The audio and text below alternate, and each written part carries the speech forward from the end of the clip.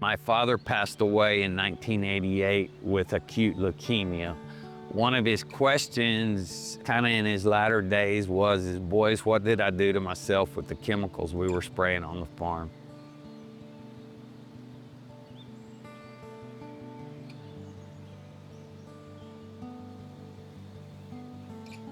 My name's Carl Pepper, and I farm organic cotton in the northwest corner of Borden County, Texas. We're in the high plains of Texas, kind of the largest cotton patch in the world, about 3 million acres surrounding us. We're kind of in the southern end of it.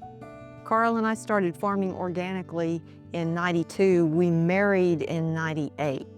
My wife, Debbie, put beans on the table for the first years of our farming operation, teaching school, so the farm was able to put all of its resources back into itself as we were starting and growing. And we had a crop failure in '95, except our first daughter was born in '95, and so we said that we raised a pepper instead of a cotton crop that year. As things developed in '98, we had another crop failure and had our second daughter, Kara. It was absolutely wonderful growing up out here in the farming industry, and I'm really proud of my parents and the co-op and what all they've been able to accomplish. And this is home. I can live in a house anywhere else, but here in this barn and in this area, that's truly where home is. And there's just a peace and an openness out here, and being able to look at the cotton and the sunset, and after a long day of hard work, there's something so rewarding about that. My name is Randi Harris. My husband, Kendall Harris, and I own Woolam Gin, as well as Farm 1200 Organic Dryland Acres. So my grandmother actually worked for the Woolam family for 33 years. So I have grown up around this gin my whole life. As I had children, I lived in Lubbock, in a bigger town, and I was ready to get my family back home. And so we moved back, and the opportunity arose for me to have the same position my grandmother did for 33 years. My name is Sean Abels. I'm originally from Lubbock, Texas, and now I farm in Rawls, Texas. My journey into organic farming was definitely mentorship. I was given a great opportunity to get into this by one of the members of the board of the Texas Organic Marketing Cooperative, and he brought me in, taught me everything about it, and I've just really learned to love it, and then gave me the opportunity to farm on my own.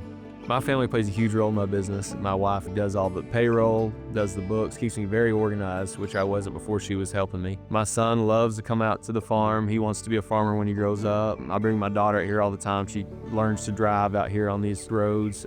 So it's all a family effort. My name is Jeremy Brown. I'm an organic cotton farmer and serve as president of the Texas Organic Cotton Marketing Cooperative. I grew up farming. I'm a fourth generation cotton farmer out here in West Texas. Production agriculture in the United States has really changed in the last 30, 40 years with the introduction of genetically modified organisms, the high uses of herbicides, synthetic fertilizers. I had one little organic farm, and then the rest of my land was not. I was being told that I had to apply all this synthetic chemicals and fertilizers, but this one farm over here, I didn't do any of that, and it was doing just fine. And so if you fast forward from 2010 to today, we farm just under 4,000 acres of certified organic land. What makes our products differentiated from other products is that no chemicals or synthetic fertilizers have been applied during the growing season. We use some compost and then hire guys to come out and hoe the weeds in the fields. You're trying to work more with how things naturally happen. We are proud of our differentiation and the opportunity that we present to the consumer to have a different choice.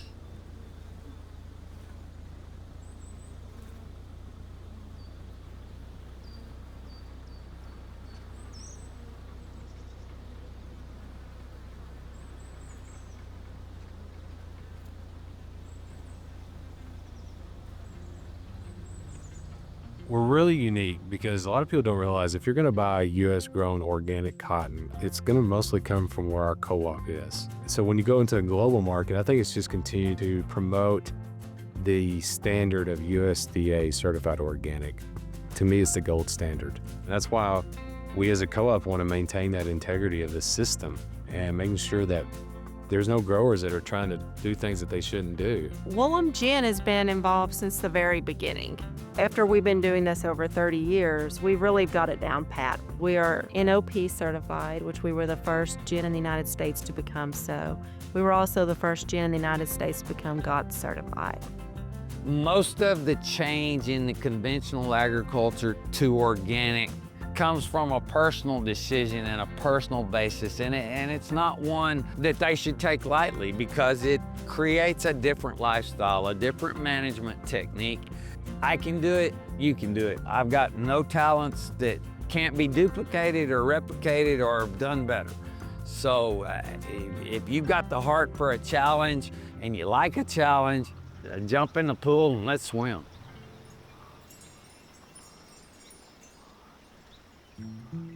Some of the most significant challenges I face would be weeds, because you have to really stay on top of things. I don't know that it's harder, but it takes more management, because you cannot get behind, because you can lose a field to weeds. When the weeds are sprouting, you have about a 5-day window to agitate those weeds in the crust and do a percentage kill. We also had to modify our equipment.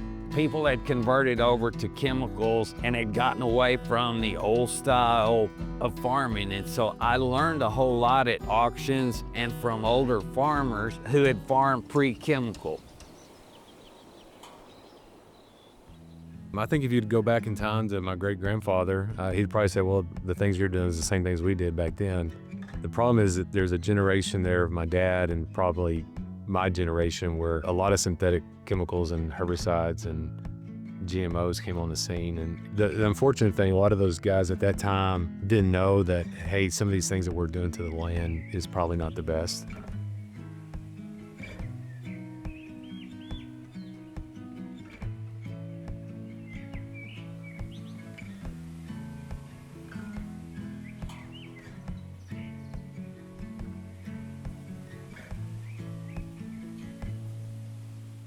Coming from the background we did where so many chemicals were used, I didn't worry about that with the girls.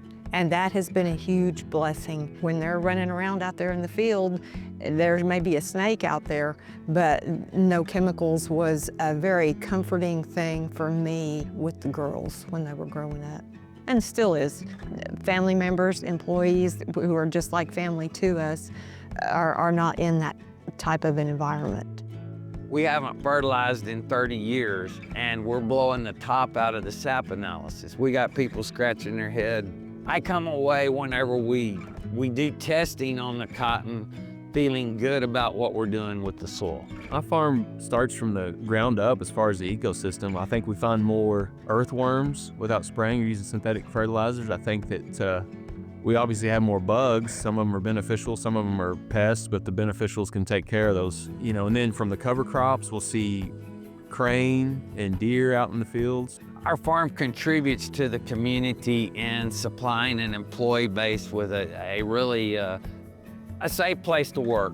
The employees that are out here, they don't work for us, they farm with us, and that is how Mom and Dad treat everyone. We try and provide a good salary so that they support the community. Their kids go to school here. There's also economic benefit at the gin with their processing. As far as the economy, we're one of the few businesses left in our small community.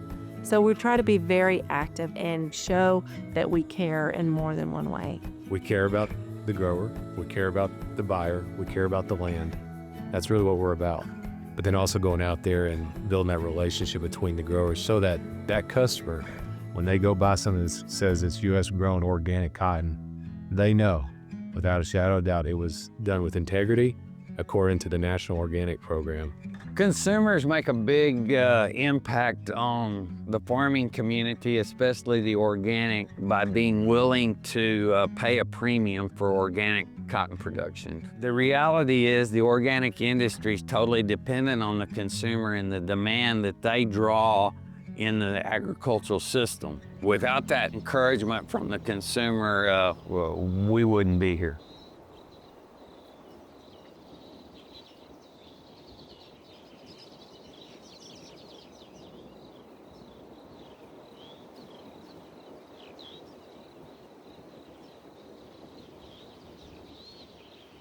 Supporting your local farmers is so crucial. We feed and clothe the world, especially supporting organic farmers that are trying to do it the right way, trying to do it with integrity, trying to steward the creation. It's so important. And so you know that when you buy that mattress or whatever product you're buying, that it goes to a family farm. And that's the thing. We call our farmers that are in our co-op 30 families. That's what it is. It's a family farm. And then their employees. I mean, it goes to me, and then it goes to my employees, and it goes to all the industry that's involved. And so it really goes back to the communities and supports the overall economy. If Sarah said, what's one of the things that you love about organic farming? It's just, I get to have the relationship with the people that are taking my product, they're making it into something, and then they're selling it to the consumers. And I have that relationship. I love that. If somebody went to y'all's store and said, I want to buy this organic mattress, but I also want to meet the grower that grew the cotton, okay, pick up the phone. We could probably trace that all the way back to that specific farm. How cool is that? And I'm proud to be yeah, that was me. Come see what we're doing. I'm really proud of the way we're farming. And I think all of our growers in our co-op would say that. The most rewarding aspect for me for being an organic farmer is just to look at my fields and see that I can keep them pretty much as clean as my neighbors without using chemicals, and then just the hard work going into a crop and seeing it at the end. The most rewarding thing I find about running an organic cotton gin is working with the farmers. Most of them become like family to you. The most rewarding aspect of organic farming is kind of a holistic approach to life. I have the blessing of having family farming with me. We've had a hand in stewarding the land over the years, being at the place I want to be. I hadn't taken a vacation in 10 years. A guy the other day was needling me about that, and I said, every day's a vacation if you do what you want to do. So that whole big picture has provided us with a living that meets our needs, and it has given us the opportunity to feel like we've made a bit of a difference in the world.